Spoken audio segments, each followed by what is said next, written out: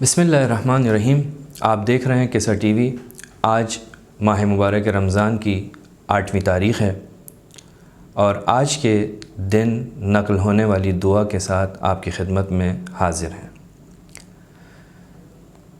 دعا اس طرح سے ہے: بسم اللہ الرحمن الرحیم، اللہم ارزقنی فیہ رحمت الایتام و اطعام الطعام و افشاء السلام و صحبت الکرام بطولک یا ملجأ العاملین۔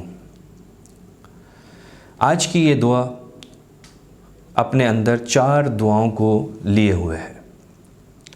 عزیزان محترم، معاشرے میں رہنے کے آداب اور لوگوں کے ساتھ کس طرح سے معاشرت کی جائے، زندگی کی جائے، اس دعا کے اندر ان چیزوں کے بارے میں معصوم کی طرف سے پروردگار عالم کی مدد چاہی گئی ہے۔ ابھی تک جو دعائیں گزری وہ سب کی سب بندے اور خدا کے رابطے کو بیان کر رہی تھیں۔ کبھی یہ دعا تھی کہ ہمیں حقیقی روزے داروں میں سے قرار دے، کبھی نماز کے اقامے کی دعا تھی، لیکن اب ایک شخص دوسرے شخص کے ساتھ کیسا ہو، اس کا رابطہ دوسرے کے ساتھ کیسا ہونا چاہیے، اور اگر یہ رابطہ صحیح ہو جائے، اگر انسانوں کے آپس میں ارتباط اچھے ہو جائیں، صحیح بنیادوں پر استوار ہو جائیں، ایجاد ہو جائیں، تو یقیناً یہ ایک ہمارا معاشرہ آئیڈیل معاشرے میں تبدیل ہو سکتا ہے، جس سے نہ صرف ہماری دنیا بلکہ آخرت بھی سنور سکتی ہے۔ سب سے پہلی دعا: اللہم ارزقنی فیہ رحمت الایتام، پروردگارہ مجھے یتیموں پر رحم کرنے کی توفیق عطا فرما۔ شریعت اسلام میں یتیموں کے بارے میں بہت زیادہ تاکید آئی ہے۔ انبیاء اور ائمہ علیہم السلام کا ایک اہم کام یتیموں کی پرورش، یتیموں کی دیکھ بھال۔ البتہ یہ ضروری نہیں ہے کہ آپ یتیموں کی مدد حتماً پیسے کے ذریعے کریں، بلکہ ممکن ہے یتیم آپ سے زیادہ صاحب حیثیت ہو، صاحب مال و ثروت ہو، اسے معنوی دولت کی ضرورت ہو، اسے محبت و شفقت کی ضرورت ہو، لہٰذا یتیموں پر رحم کرنے کی بات ہو رہی ہے۔ یہ رحمت پروردگار کی صفت ہے، یہ رحمت انبیاء اور اولیاء کی ذات سے جلوہ افروز ہوتی ہوئی دکھائی دیتی ہے۔ اسی رحمت کی بنا پر پروردگار عالم نے بہت سے نبیوں کو مقام نبوت پر فائز کیا۔ روایت میں ملتا ہے کہ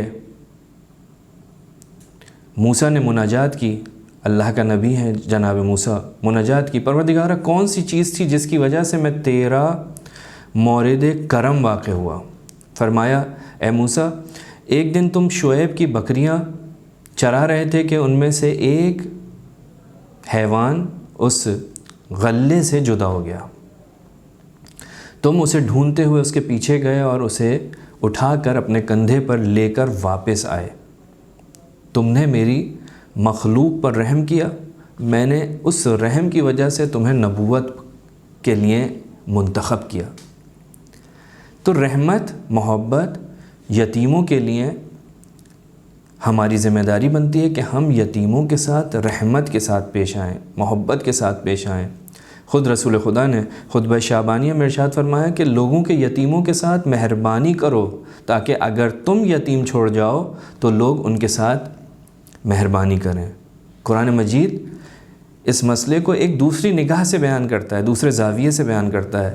أَرَأَيْتَ الَّذِي يُكَذِّبُ بِالدِّينِ فَذَلِكَ الَّذِي يَدُعُّ الْيَتِيمَ، آیا اس کو دیکھا ہے جو دین کی تکذیب کرتا ہے، دین کو جھٹلاتا ہے؟ یہ وہی ہے جو یتیم کو اپنے سے دور کرتا ہے۔ یعنی اگر کوئی یتیم کے ساتھ اچھا سلوک نہیں کرتا تو اس کا مطلب یہ ہے کہ اس کے پاس دین بھی نہیں ہے۔ لہٰذا پہلی دعا کے اندر پروردگار سے اس چیز کا سوال کیا گیا کہ ہمیں توفیق دے کہ ہم یتیموں پر رحم کریں۔ وَإِطْعَامَ الطَّعَامِ، دوسرا فقرہ فرمایا ہمیں توفیق دے کہ ہمیں اس ماہ مبارک رمضان میں کہ ہم کھانا کھلانے والوں میں سے ہوں. اور دعا کے اندر یہ نہیں کہا کس کو، فقیر کو، مسکین کو یا مومن کو، سب کو. اگرچہ فقراء کو کھانا کھلانے کی بہت زیادہ تاکید ہے، لیکن دعا کے اندر یہ نہیں کہا، بلکہ کہا کھانا کھلانے والے. کسی کو بھی، کسی ایک مومن کو افطار کرانا ایسا ہے جیسا کہ غلام کو آزاد کرانا. لہٰذا بہترین وقت ہے، بہترین فرصت ہے ماہ مبارک رمضان. مومنین کو، فقراء کو، ضرورت مندوں کو کھانا کھلانے کا بہترین موقع ہے، مسجدوں میں ہو یا اپنے گھروں میں ہو. روایت میں ملتا ہے کہ خدا کے خاص بندوں کو جو خاص مقامات جنت میں عطا کیے گئے ہیں، مولا کائنات حضرت امیر المومنین سے پوچھا گیا کہ ان کی کیا خصوصیات تھیں. تو مولا نے جہاں خصوصیات بتائیں وہاں ان کی ایک خصوصیت یہ کیا، امام نے فرمایا اطعام الطعام، وہ لوگوں کو کھانا کھلاتے تھے. دوسری خصوصیت افشاء السلام، بلند آواز میں سلام کیا کرتے تھے. یا رسول خدا سے پوچھا کہ کون سا عمل بہت زیادہ فضیلت رکھتا ہے، تو رسول خدا نے ایک عمل جو بیان فرمایا، کہا کہ لوگوں کو کھانا کھلانا. دوسرا عمل ان کے ساتھ اچھی طرح سے گفتگو کرنا.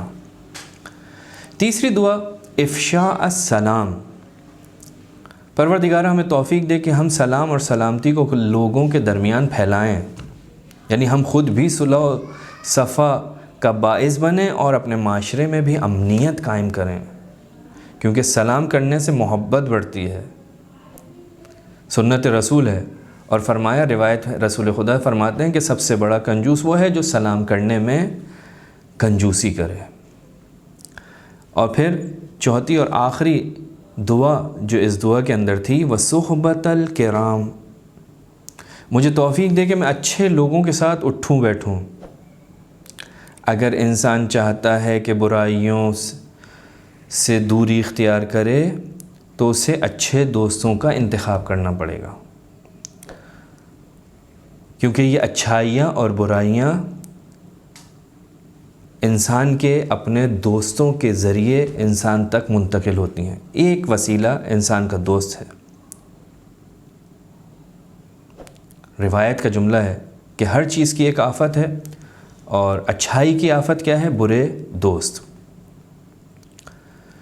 یا ملجأ العاملین، اے عطا کے واسطے سے، اے آرزومندوں کی پناہ گاہ. وآخر الدعوانا ان الحمد للہ رب العالمین.